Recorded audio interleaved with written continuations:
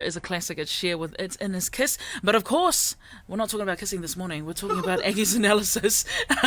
And of course, today we're joined in the studio by none other than Timprovise from New FM's Morning Shack show. Now, he's here to give his thoughts alongside Aggies in regards to this morning's Talanoa. Now, we all know the Budget 2022 announcement will be announced, of course, tomorrow. And I do want to come to you, Timprovise, in the sense that, you know, you've been working with young people in Aotearoa for quite a few years.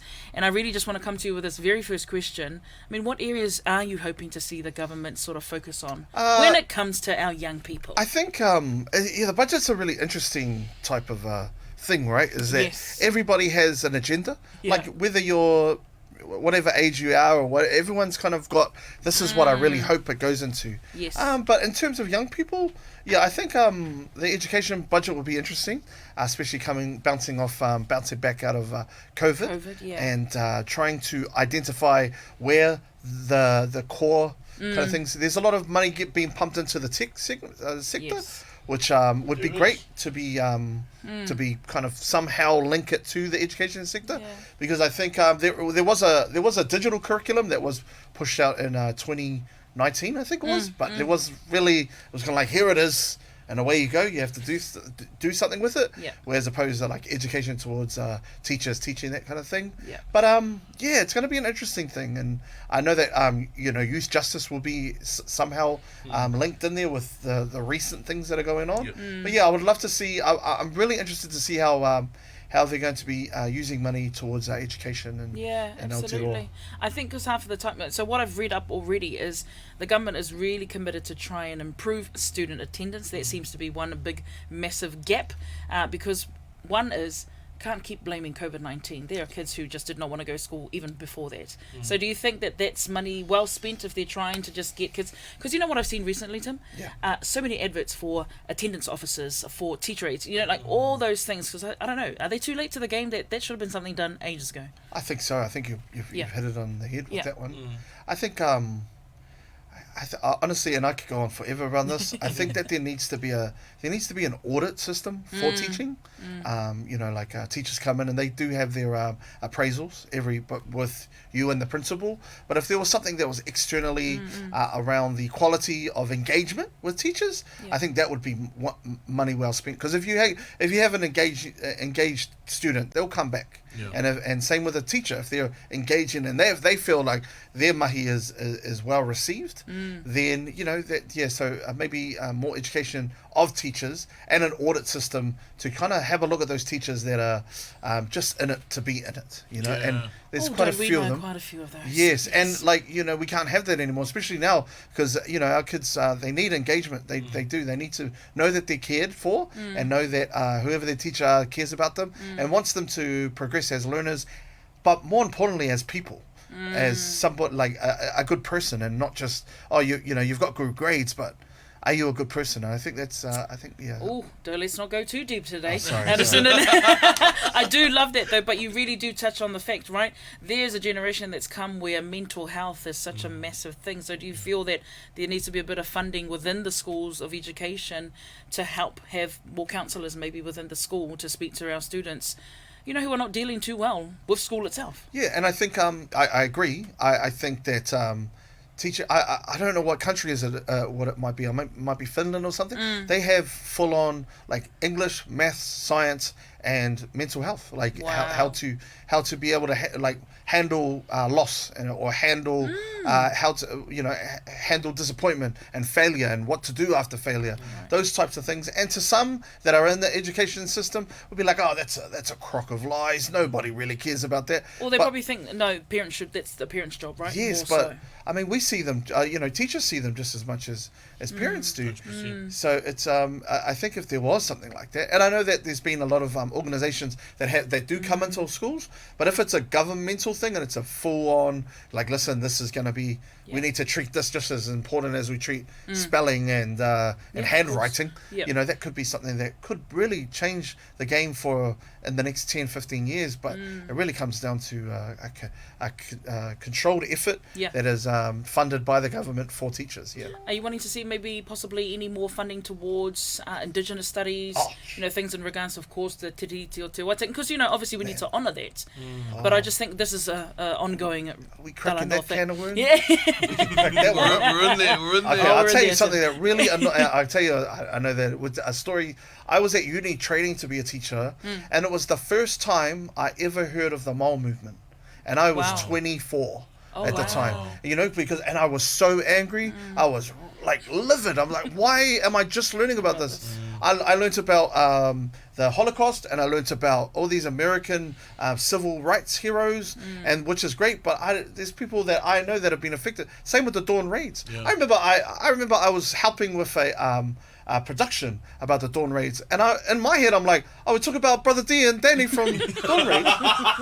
Like legit, I'm not even lying. Straight up. And the person was like, what are you talking about? Same. Yeah. Because I wasn't taught that at school. Wow. Yeah. And I think that's another thing. We need to be audited, like teachers need to be audited, that they're teaching the right things in the correct way. And it's all good to throw a curriculum and say, here, teach this. But it's not what to teach, it's how we're going to teach it. I love the idea of auditing. I love that because you're keeping people accountable, so that you're not just turning up for a paycheck, but there's actual people's lives who are being impacted by the things that you're teaching in class. You have an audit every 3 years, your first 3 years, you have an audit to make sure that you're a registered teacher. And once you get registered, it's up to the principal, So if you're, like the principal will tell you how you're going, and some principals are great at that, and some don't like conflict, and they're like, I'd rather just go home and have a nice dinner tonight, where they're always thinking about it. But we need those robust conversations for the betterment of our tamariki and the betterment of our society, really. So we're more inclusive and understand a little bit. Now, of course, we don't ever want to just make it about money, that a person shouldn't just become a teacher because of the pay packet. Yeah. But then again, a bit of a increase in someone's payment as a teacher, because I feel like a lot of them are always saying we are underpaid. So then funding again from the government for the budget is something needs to go into that area. I think they're in. I think next year is the final year of their collective bargain thing, and I think after that they'll be able to. I don't know, but I hope so. Like, and it brings up another point too around do we pay good teachers extra? And that's a whole nother talanoa that we can have. But it is something that it's a divided thing. Like there's some teachers that aren't charismatic and can't get that, but an excellent practitioners in what they teach. Sure. But then there's the other way around, where they're not really good and can't engage and sort of get them in there. Relatability is a huge thing. I wonder, especially with our boys, man, what do you think about I know that Manurua High School, they actually have introduced gaming into part of it, so I've got some friends who are doing teacher rating there, and their gaming part, they've actually got a Māori word for it. They tick the Māori box as well, and then they chuck it over there, and then they say this is over here, but it's gaming. And I know that you've got the gaming background too, so I just wanted to know how do you think that you could use that, especially for us boys who love that sort of thing, and maybe they can help, I don't know, about learning in general, or maybe as an incentive to learn or something like that? I think, like, coming from you've asked me the right question. Okay, I'm just going to say that. No, there are ways to incorporate, and I said it last time I was here, there's always a gift somewhere. You got to find a hook in somewhere. I mean, for example, like, and that's the thing, is it comes down to that relatability of a teacher, right? So I might be talking to a kid about like 4x4s, like say we're doing 6x9, on Minecraft, you get 6 and 9 up, and we make a thing in the Minecraft game. Whereas there's a teacher that does not know about that stuff, or doesn't want to know, or doesn't want to, get a couple more tools in their toolbox to get more engagement.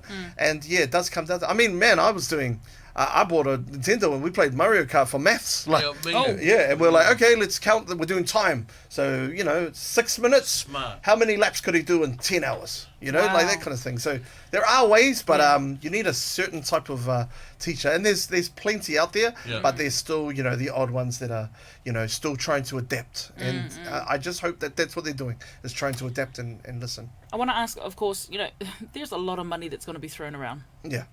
we look at the figures. I look at things like 40 million here, 11.2 million here, 7.7 million. For certain things, I think that's a lot of money.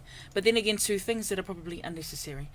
There are programs and initiatives. Where is something within education that you believe solely this funding needs to go to address? I think what you touched on it before is that mental health aspect of it. Okay. And I think it's around valuing kids. It's valuing kids for who they are and not what they can do. I think that's a huge thing. If you can, if you tell a kid that, man, I really like the way that you did that, but your test scores aren't great, but I can see that you're trying. Right. And if you push that in mental health space and you teach them how to take failure and how to pop themselves back up when things aren't going the way that the things and the way that they want it to go, I think that's a huge thing, and that's a very deep conversation that a lot of experts need to have and seeing how we can do that. This is the thing, that's a deep conversation that I'm not too sure at a government level are too worried. I feel like there's just too many tick the boxes. As long as money is thrown to something, and then you figure it out. It's a band-aid effect, right? Just chuck a band-aid on it, it'll be all right. But this one's but this needs some stitches. I think so. Do you think it'll be a make or break as to how this government and how people will probably vote for the next elections? That's an interesting question. I think the climate change thing is it's a very polarizing conversation with the EVs and things like that.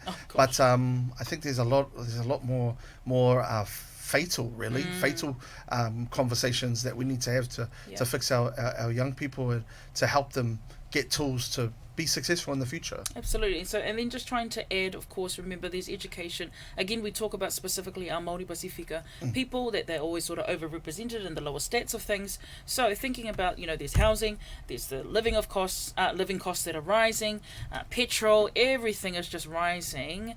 How then do you feel a lot of that is just affecting really why children don't want to go to school? Because they can't afford to get to school. Yeah, what a great question. What an amazing question that was. We have to have a conversation about it at least, Like the government need to sit down and have a conversation because we can't just be like, it's, they just don't want to go to school. Yeah. There's a lot more that goes into that. Some of them, honestly, like if we're talking to high school kids, some of them have picked up jobs to help out. Of course. And, we can't be like, you should be going to school.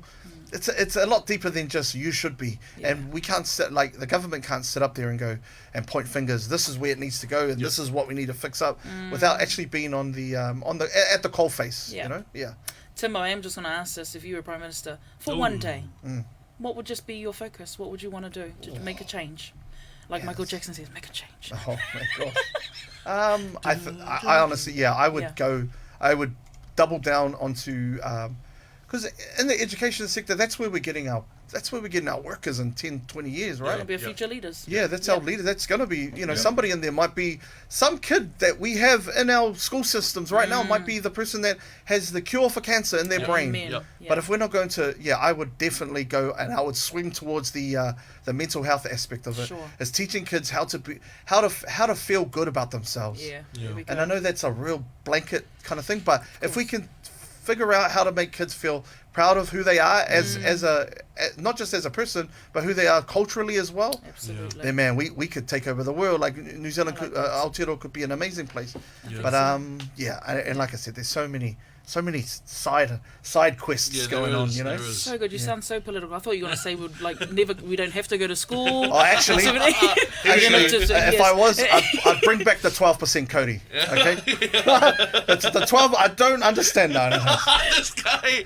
Bring back the Cody's 12%, everyone. William Cody's. You're on the wrong podcast this morning. I thought I was a new. Sorry, guys. Sorry. I love it. Hey, look, I think this is just a Talanoa that needs to be ongoing.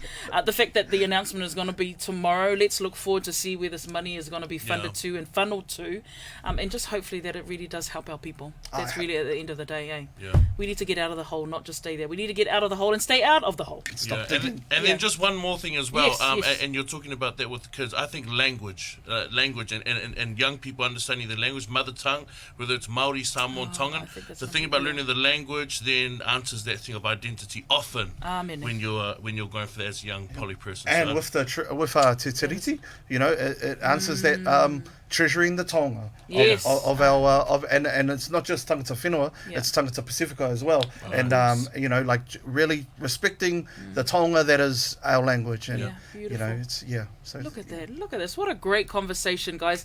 Really appreciate it, Tim, as always. Thank for you man. joining in wholesome on strings, our let me over here every day. just Had Wednesdays, enough alright? of the degenerates on the other side. Look, we appreciate if you have any comments or any thoughts on this. Remember, you can call us on 0800 000 531. If not, our text machine is PAC with your message to 531.